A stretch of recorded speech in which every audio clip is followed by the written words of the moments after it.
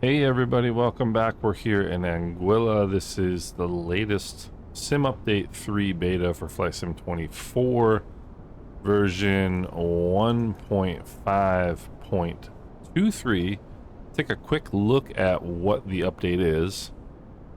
Looking at the release notes here on the official forums, stability and performance, improved performance in airports during fast camera movements. A full clean install was recommended for this beta build, and I did that. So this is a completely clean installation, exactly what they asked for. Let's take a look at what we get here. So I will apologize here at the outset. There is zero chance of me making through this entire video without coughing. Aside from my allergies, Canada is on fire and New York is full of wildfire smoke, and so I'm really having a difficult time. So I apologize. I'm going to do my best. But the first thing I'll show you, I do this a lot for taking, actually screenshots for my thumbnails, my video thumbnails, and I'll move around a lot to kind of get a different angle or whatever for the picture that I'm taking. But I've noticed, so when you do this, this is a lot smoother than it has been in previous builds. I mean, it's not perfect, but it's way better, way better. We'll go quick into the settings. I'll show you what I've got. This is from my settings testing that I did before. DLSS quality with frame gen. I've got the frame gen mod running.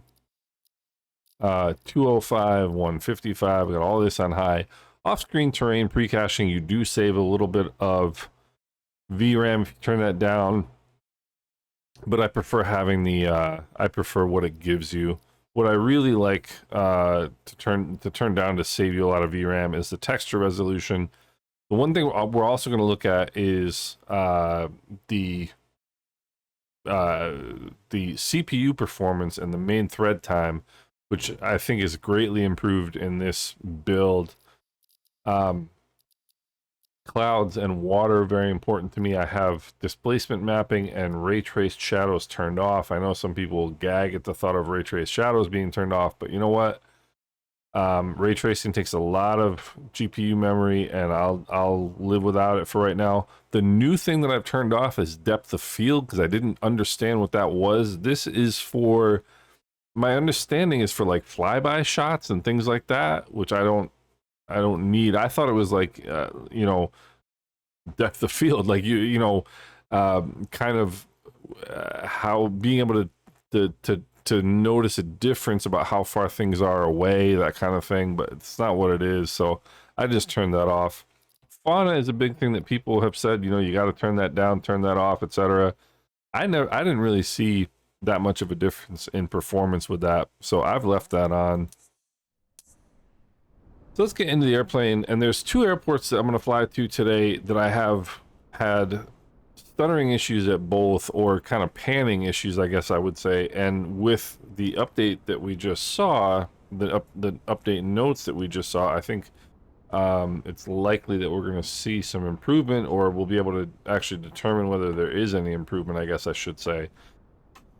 So let's go rotating beacon on, mixture and prop full forward. You've got to then put the mixture full forward using the in-sim version there. Let's turn the in-sim lever. So let's turn the fuel valve on.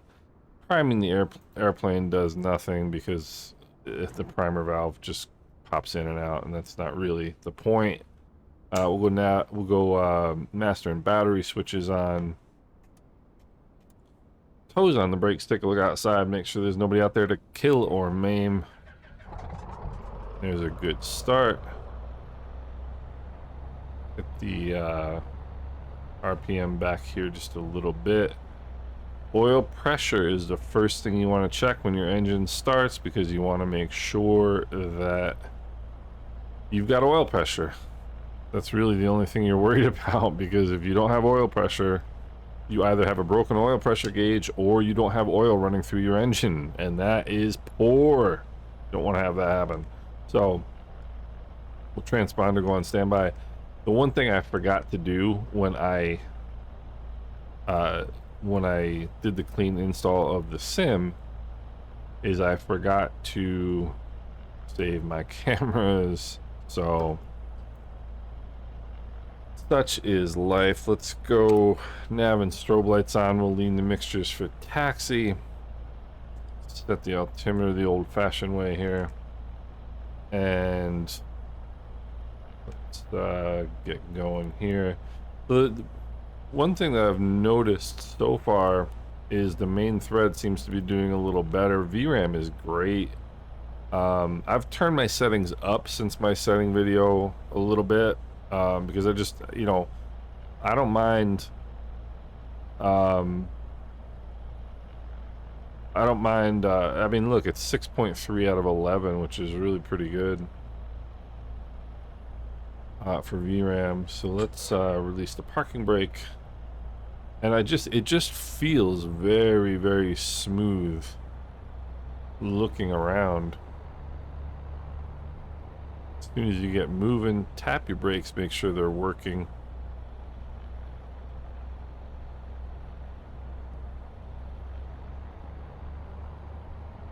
And I've got live traffic, live weather enabled. And my main thread used to be up here. This used to be like 18, 19, I would say. As we go careening around the ramp area here. I'll spare you a run up. This is just a performance test. Final approach course looks clear. Let's turn the landing light on. You always want your landing light on when you're entering an active runway. Set a notch of flaps. Fuel pump. I can't use my Bravo for some reason. The runway is clear in both directions. I'm going to back taxi just a little bit here. And Anguilla is looking beautiful. Anguilla is looking very beautiful. But that's what Anguilla does, right? It looks beautiful.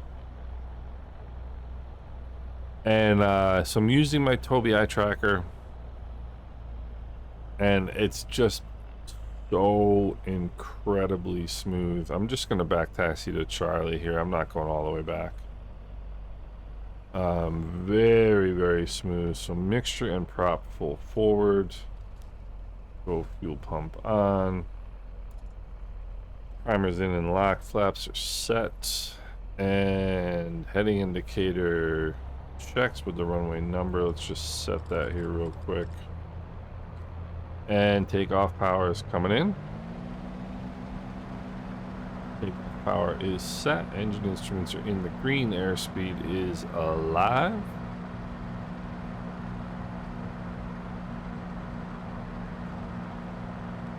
And off we go.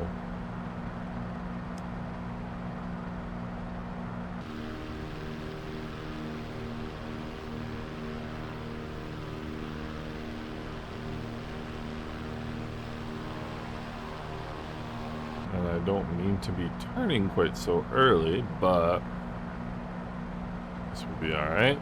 So we'll go 25 inches of manifold pressure, max prop here. We'll go 1,000 feet. We're gonna head over to I think I'm gonna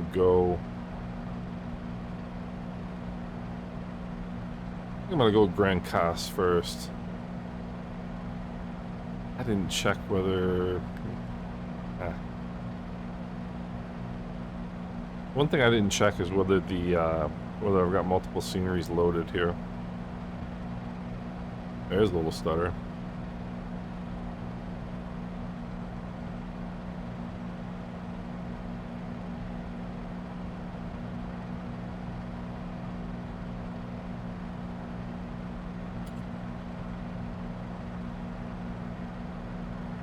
So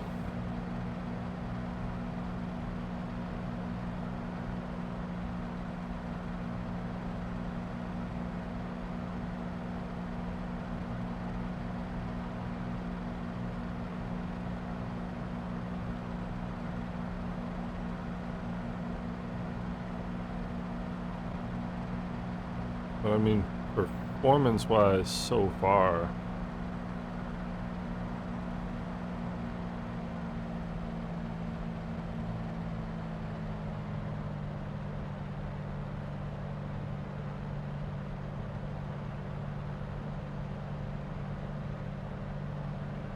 it's good.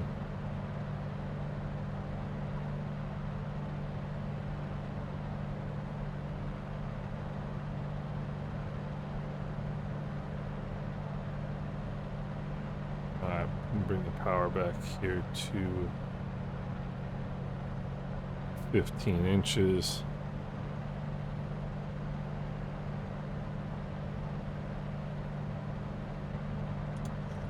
Throw a notch of flaps. Fuel pump is still on, which is fine.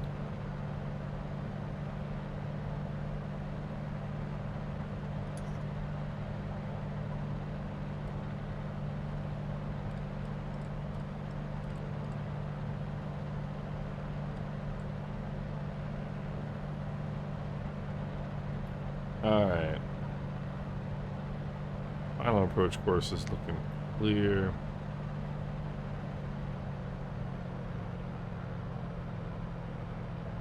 There's the white arc. Last notch of flaps. Alright, so Grand Cast, what you want to do is aim for the end of the beach here and then just cut it in.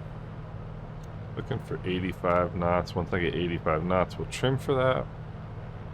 And I can see already that I've got the SLH Sim Design scenery loaded, which is what I want, so we're good there. So 85 knots, and let's keep an eye on the happy. Once I get the first red light, I'll start adding some power here a little bit.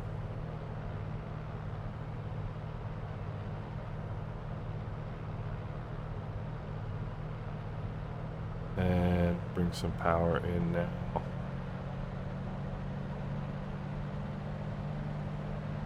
We'll go mixture and prop full forward. Fuel pump is on. Flaps are set. Seatbelts are secure. Pre-landing checklist is complete. A little flat here, but I couldn't really see the Pappy very well. Definitely have a bit of a left to right crosswind. There's 75 knots, which is good. Alright, once I start coming downhill here, I can tell I'm going to need a little bit less power. I also need a little bit more left aileron here, get on center line. Power coming out. 75 is pretty good.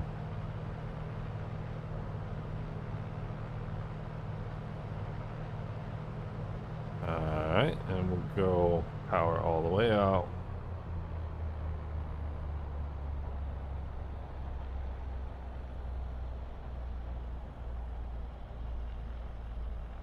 And we're going to float all the way down to the other end of the runway. Bit of right aileron, bit of left rudder. And there we go.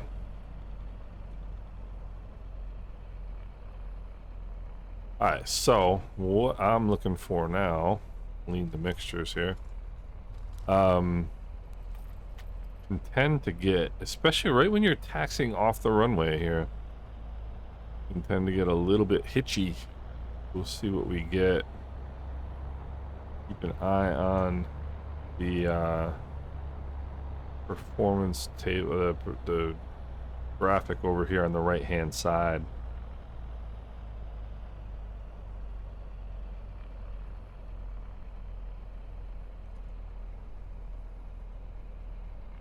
It's just stiff wind. So far so good. Alright, I mean, there's this nice C310 right there. So, my initial feeling is that we passed that test quite nicely. Get my head location set here. Take a quick stop and we'll do a little bit of panning here.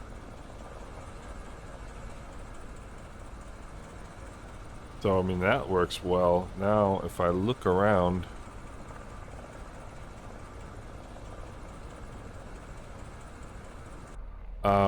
so definitely have to say it looks nice so far. And I know some people are going to say, yeah, you're not at a complex airport, but here's the thing. Like, I know these airports. I know specifically where, if anywhere, I'm going to get a performance issue on these on these airports. So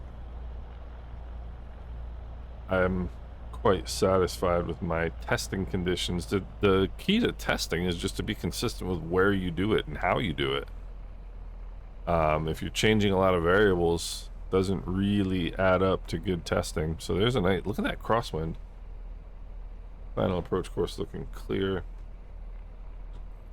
Alright, and flaps are set. Fuel pump is on. Mixture and prop full forward.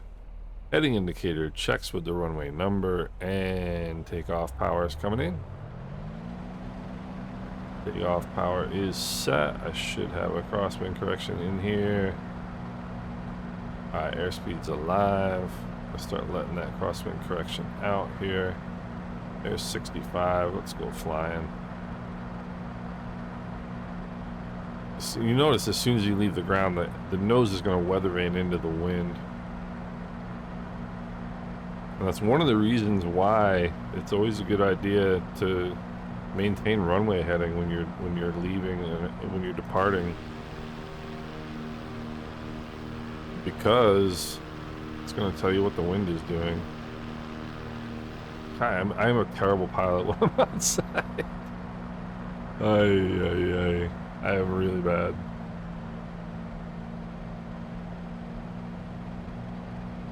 Alright, let's just keep they like you to climb straight out here and get up quickly so that you can avoid annoying the people on the ground. There's 1,000 feet. Drop the nose a little bit, bring the flaps up. Probably should have waited a second to bring the flaps up, actually. Low fuel pump off. Fuel pressure's good. So the next place I tend to have problems, performance-wise, is St. Barts. So we get the nose down a little bit for cruise climb.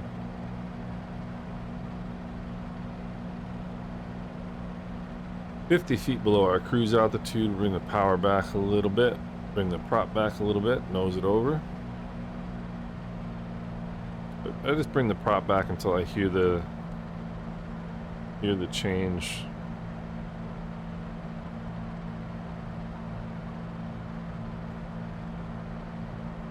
In engine sound.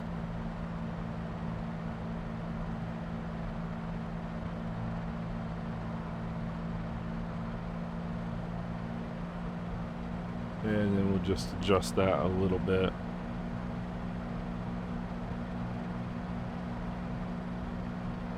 Okay.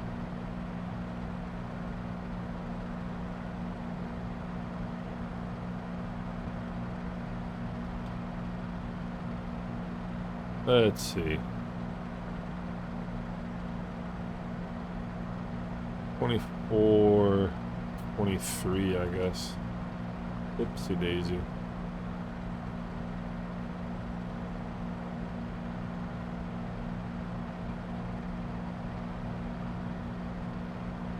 '24 and 23 should do us nicely.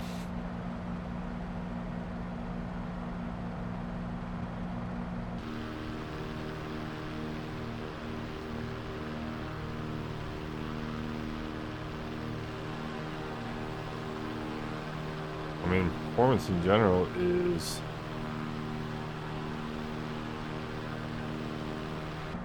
fantastic. Put the fuel pump on and change fuel tanks here. Fuel pump off, fuel pressure is good.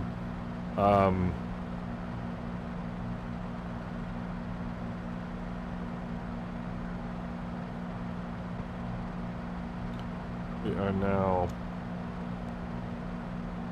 officially out of tolerance with our IFR. IFR, you have to be plus or minus 300 feet. And that's a good tolerance to ask of yourself, VFR as well. Somebody was telling me the other day that back in the good old days,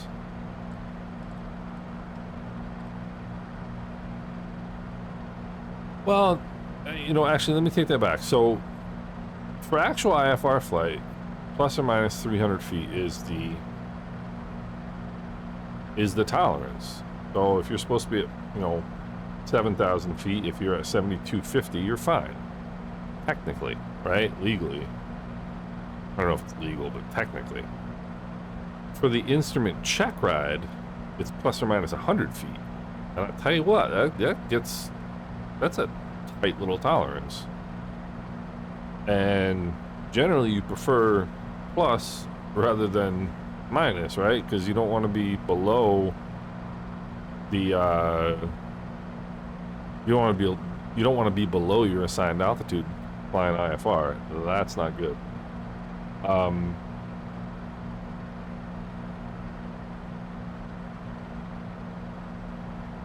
I tell you, it's tight on your check ride. But so what somebody told me recently was back in the day, the IFR check ride standard was plus or minus 50 feet. Now that, ladies and gentlemen, is from where we are now to right here. You have 100 feet to work with. Now we have 200 feet to work with on the check ride, right? If we're at 1,500, you have to be between 14 and 16. But I mean, if you're sitting there wavering between 1,400 and 1,500 feet on your IFR check ride, your designated pilot or examiner is not going to be impressed with your flying skills. I'm going to tell you that. All right, speaking of flying skills, let's bring the power back here. I'm going to go straight back to 1,500. Go back to 2,200 on the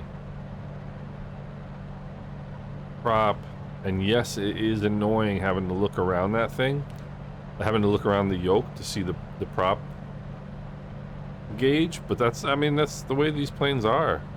I owned a Cherokee one time that had the VSI, the vertical speed, right over here, and the engine instruments were over here, where my transponder is that I forgot to turn on. So we'll go first notch of flaps. We will go fuel pump on. Check down final. All right, there's 1,500 feet. We want to be at 1,500 feet, not higher, not lower. All right, we'll go another notch of flaps.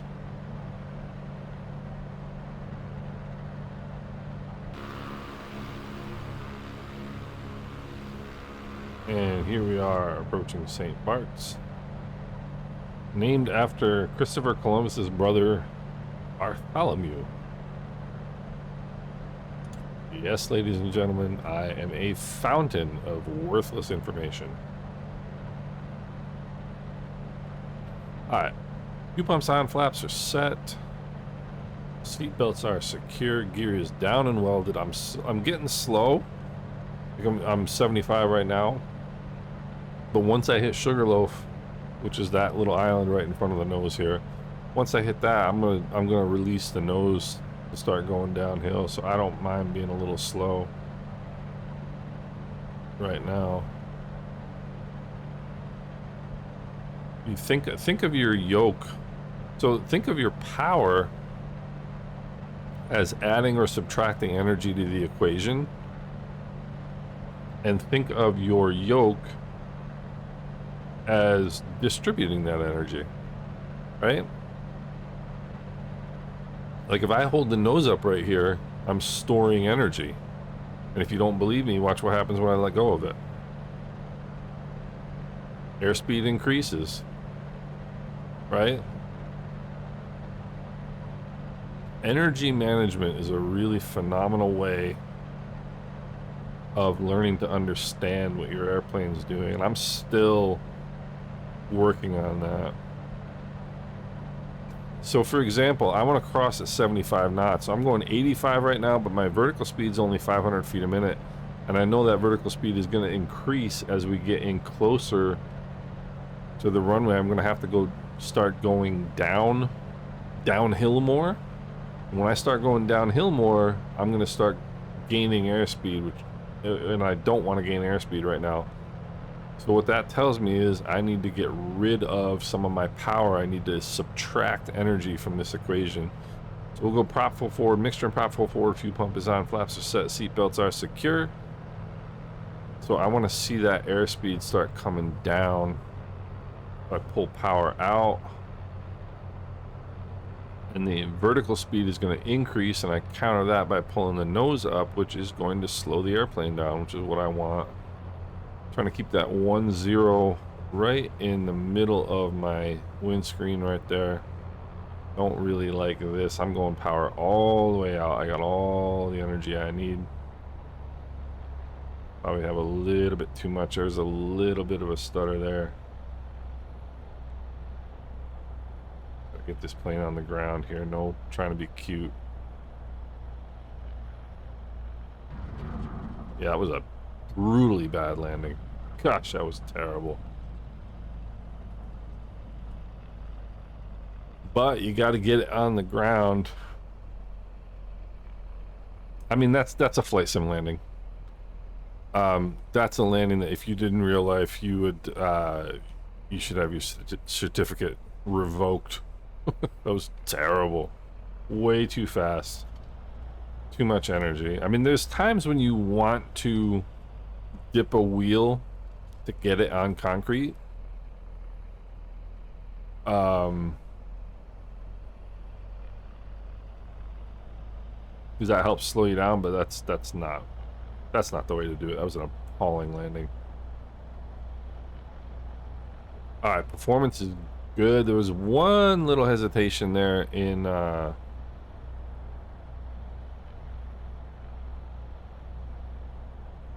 slot coming down. I may have more than one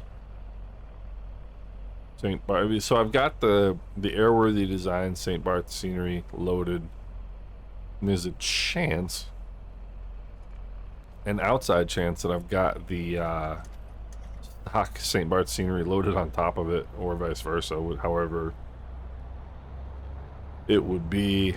I mean, but that performance to me was better than I often get into St. Bart's. One thing I don't quite understand is why looking back up the hill you don't really get the same visuals as you do looking down the hill, but anyway. And we're gonna do a last little run over to St. Maarten because that's gonna be my last little test here. But I mean, performance wise, we're gonna get up here and hold short.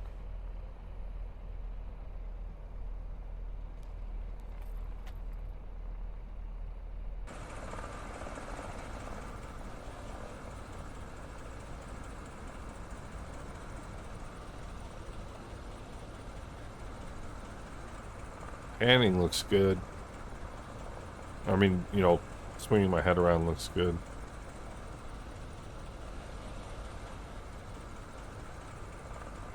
So let's get back in the airplane here. Mixture and prop full forward, fuel pumps on. We got a notch of flaps.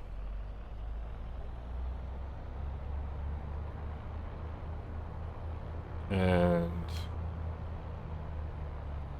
there's my dream job.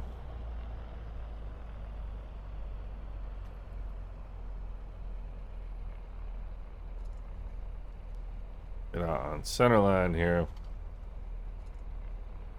Hose on the brakes, power coming in. Power is set, engine instruments are in the green. Release the brakes.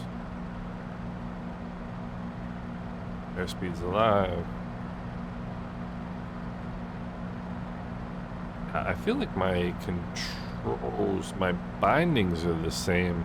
My bindings are correct. They were retained, but I don't feel like my sensitivities were maintained. On departure here from St. Barts, you want to make a left turn to a heading of 060. There we go. That's going to put you right on the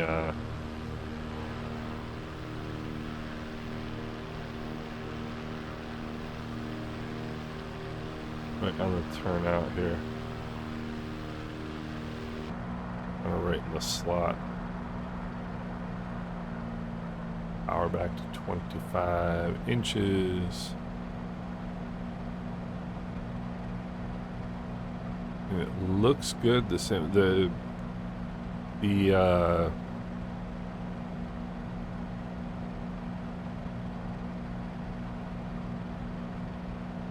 panning is very, very smooth. Like the looking around with your head is very, very smooth.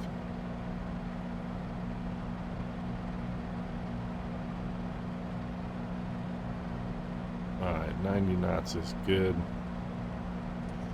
Bring up the notch of flaps that we have in.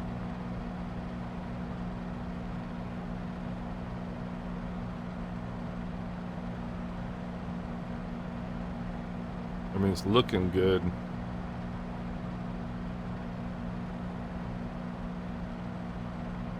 Fuel pump can come off.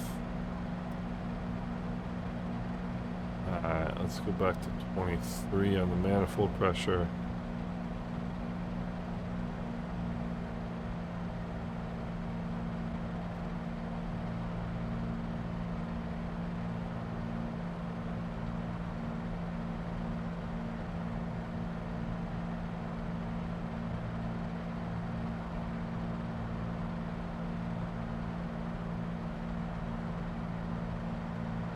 Alright.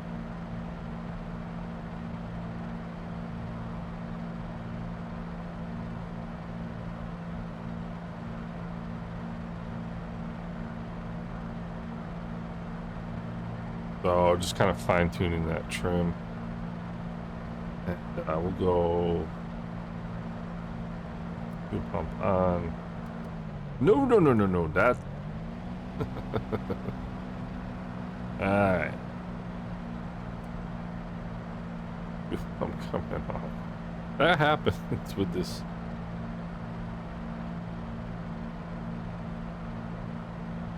It's so easy to do in the sim. I hate it.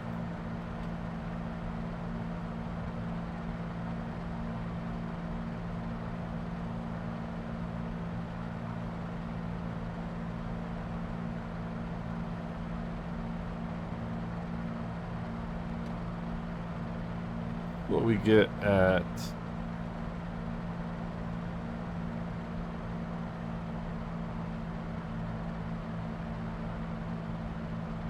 let's see what we get fuel burn wise.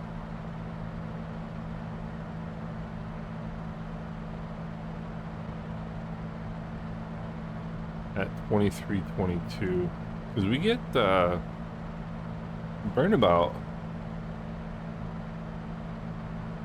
13 gallons an hour at 2423. More than that, actually. And that's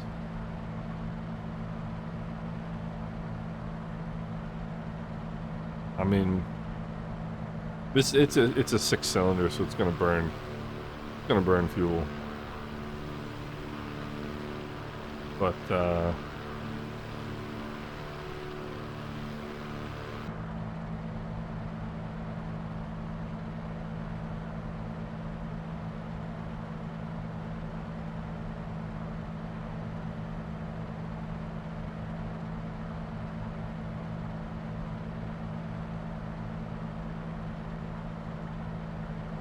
so I don't have anything like auto FPS running or anything like that, which I normally would, of course.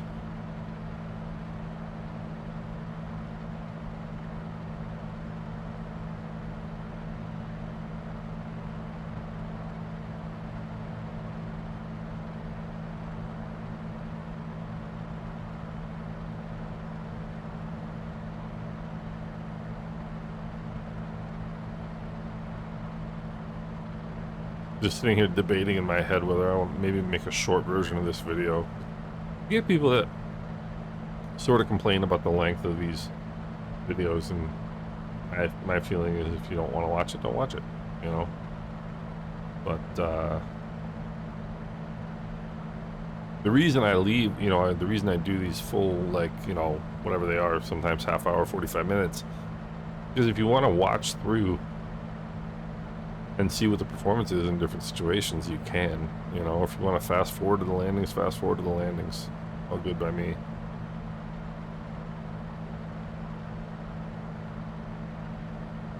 Coming up on Philipsburg,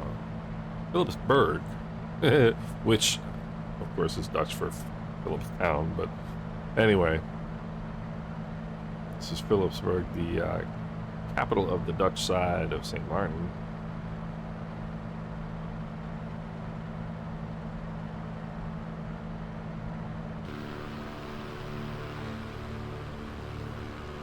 And again, the panning and the panning is very smooth.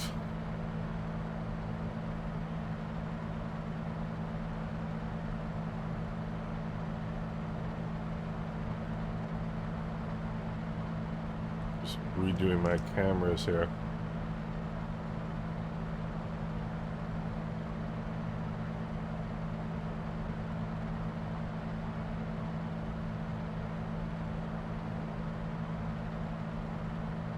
And call the tower, Juliana Tower, and tell them we are a beam point blanche.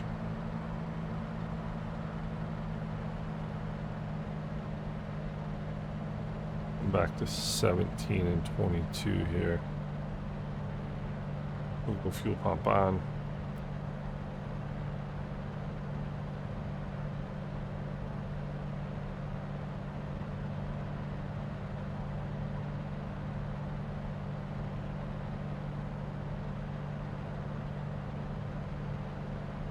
Very, very smooth. Very, very smooth.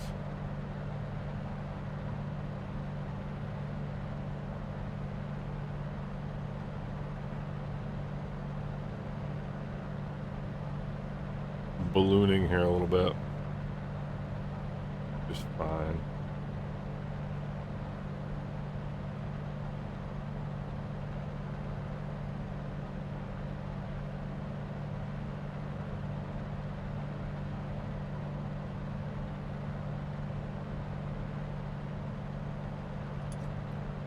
Flaps.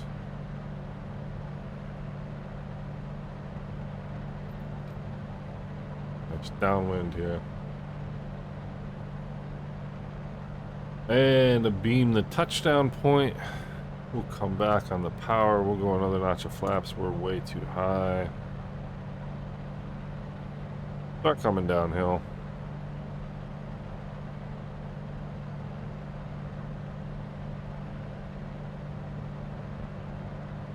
Quite like that.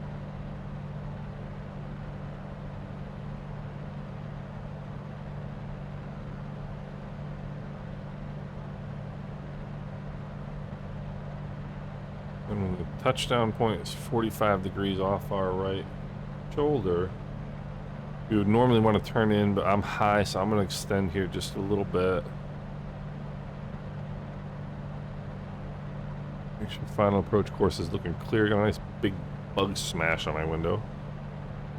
Final approach course is looking clear.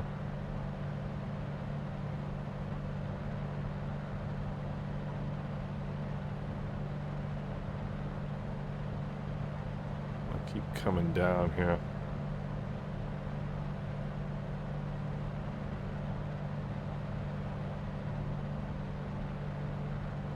Overturn your base. Why do you want to do that? Because you've got wind coming off the runway, that's why. So there we go. One last check of final, and that's why we do it. We're gonna get overrun here. I do have live traffic enabled. That's alright. He's gonna beat us to it.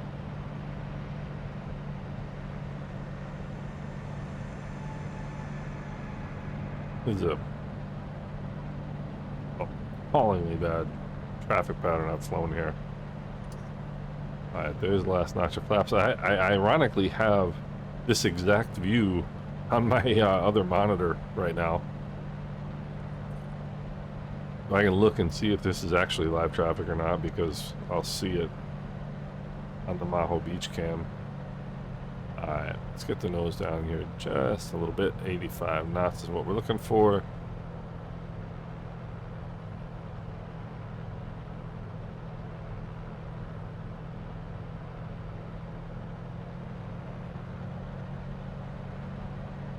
Left crosswind all day long here today.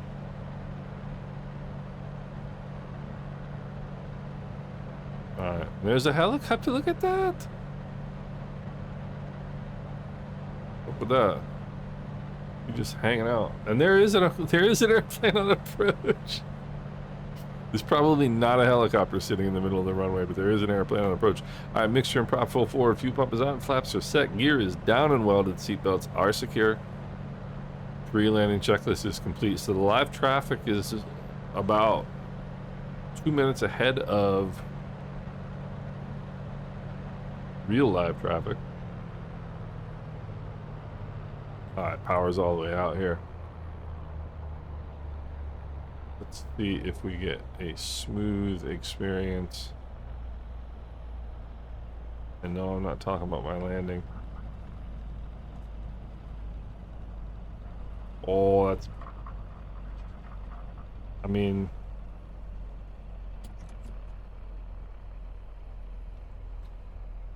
Alright.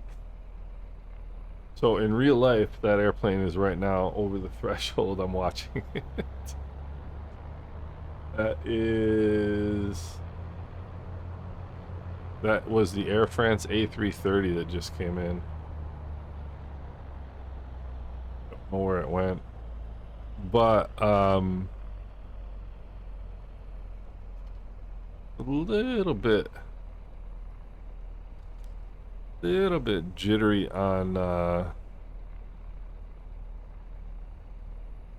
head movement. I don't know why it is when, for whatever reason, it seems like the taxiway right at the runway exits is where you get, you know, kind of performance drops. I don't understand quite why that is.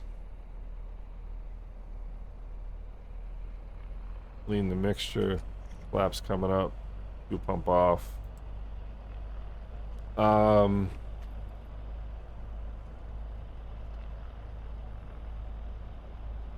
This is the stock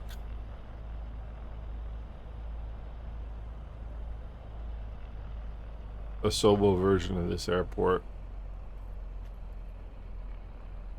Park Charlie 8 here. I don't know.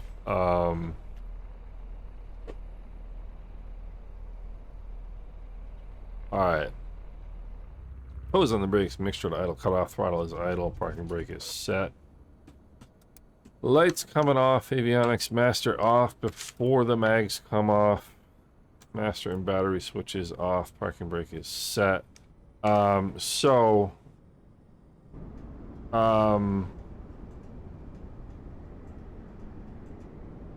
keep an eye on the main thread. That was definitely a bit of hesitation there.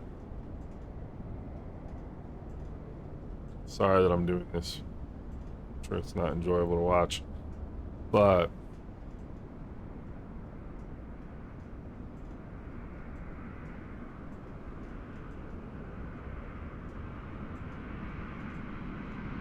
I mean, it seems to me, or maybe that's the Air France right now.